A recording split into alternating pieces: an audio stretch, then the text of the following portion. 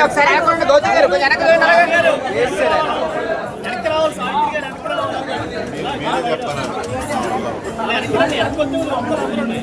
జోహార్ వైఎస్ఆర్, జోహార్ వైఎస్ఆర్, జోహార్ వైఎస్ఆర్, జోహార్ వైఎస్ఆర్.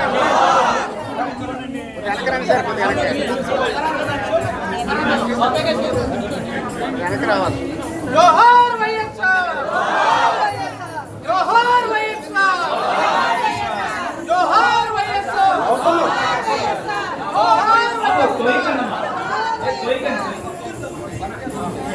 బాబు అనుకున్నాండి కొద్ది పెట్టండి కొద్ది కింద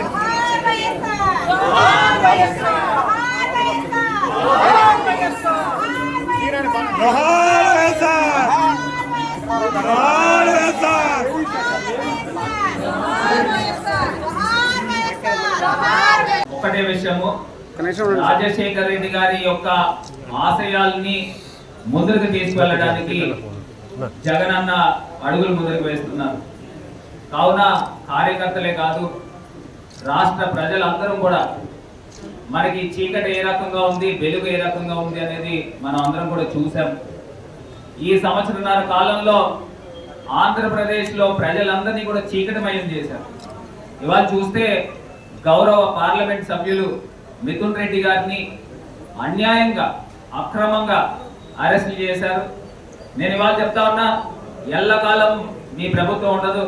ఖచ్చితంగా రాత్రి తర్వాత పగలు ఏ రకంగా అయితే రావడమో సత్యమో అదే రకంగా ఈ చీకటి పరిపాలన తర్వాత ఖచ్చితంగా వెలుగు జగన్మోహన్ రెడ్డి గారి పరిపాలన రావడం కూడా అంతే నిజమని ఈ సందర్భంగా తెలియపరుస్తూ, రాజశేఖర్ రెడ్డి గారి పేరు చెప్తే ఎన్నో గొప్ప పథకాలు, ఆరోగ్యశ్రీ అని అంటే భారతదేశానికి దిక్సూచి. ఆ రోజుల్లో పేద ప్రజలు ఎవరు కూడా కార్పొరేట్ హాస్పిటల్లో మనం ఎవరు కూడా తెలియని పరిస్థితుల నుంచి భారతదేశం మొత్తానికి ఇవాళ రాజశేఖర్ రెడ్డి గారు చూపించారు. పేద ప్రజలు కార్పొరేట్ హాస్పిటల్లో నేరుగా వైద్యం చేయించుకుంటూ భారతదేశం మొత్తము ఆయుష్మాన్ భారత్ కి శ్రీకారం చుట్టిందని అంటే అది రాజశేఖర్ రెడ్డి గారు. పేద ప్రజలందరూ కూడా, పేద విద్యార్థులందరూ కూడా పెద్ద పెద్ద చదువులు చదువుకుని ఇవాళ అమెరికాలో కానీ ఆస్ట్రేలియాలో కానీ వివిధ దేశాల్లో ఉన్నారని అంటే అది రాజశేఖర్ రెడ్డి గారి చలవ. ఇవాళ ఎన్నో పథకాలు రాజశేఖర్ రెడ్డి గారి పేరు చెప్తే గుర్తొస్తుంది. రాజశేఖర్ రెడ్డి గారు చనిపోయిన తర్వాత ప్రతి ఒక్కళ్ళు కూడా టీవీలు కతుక్కున్నారు, ఆయన తిరిగి వస్తే బాగుండు అని ప్రతిపక్షాలు కూడా కోరుకున్నాయి.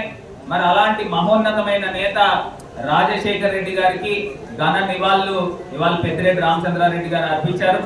అదే విధంగా మన పెద్దిరెడ్డి రామచంద్రారెడ్డి గారు ఒక్క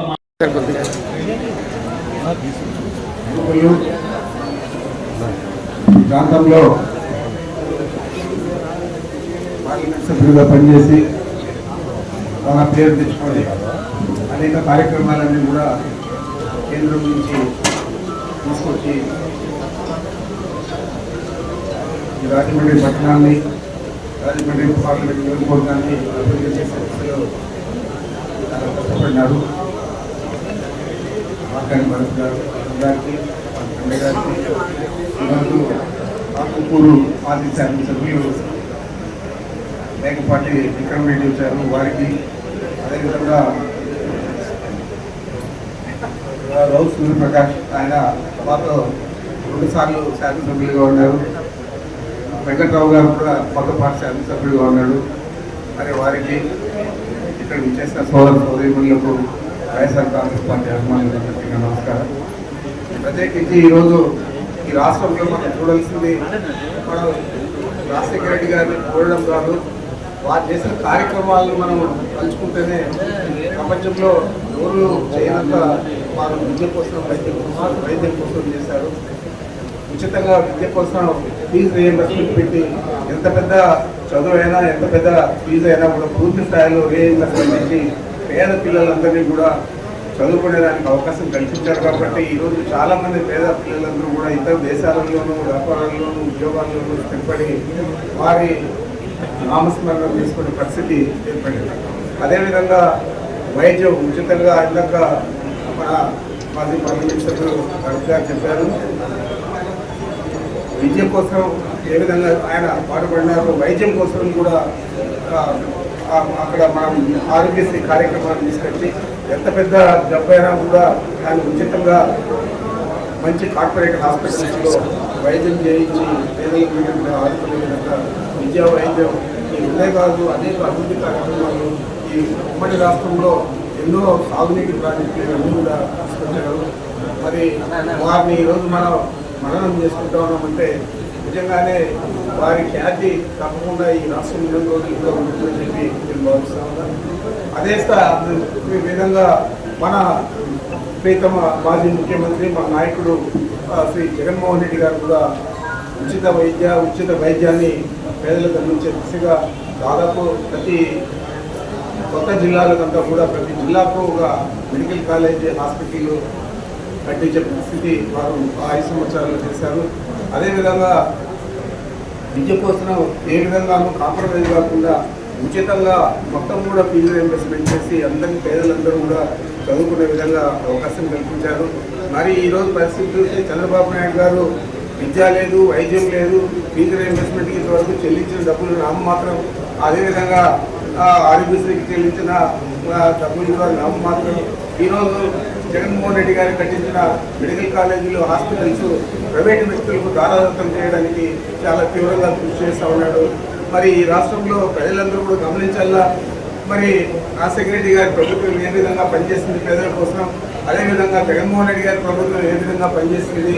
ఈరోజు ఆయన 4సారి ముఖ్యమంత్రి చంద్రబాబు నాయుడు ఏ విధంగా ప్రజలందరినీ కూడా మోసం చేశాడు, చెప్పిన మాటలు ఏది కూడా పాటించకుండా, ఏ పథకాన్ని కూడా పేదలకు అందించకుండా ఈరోజు ముఖ్యమంత్రిగా వారు పరిపాలన సాగిస్తూ ఉన్నారంటే ఇది నిజంగా ప్రజలందరినీ మోసపుచ్చి అధికారంలోకి వచ్చిన తర్వాత ఎవరిని కూడా ఓట్లు వేసిన వాళ్ళకు ధన్యవాదాలు చెప్పే కార్యక్రమం అంటే ఆయన చెప్పిన హామీలన్నీ నెరవేర్చారు.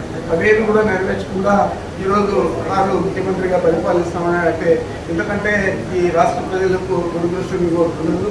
తప్పకుండా చేసిన తప్పులు రాష్ట్ర ప్రజలందరూ కూడా మననం చేసుకోవాలా, మరి తిరిగి జరగకుండా చూడాలని చెప్పి మీ అందరికీ నేను మననం చేస్తూ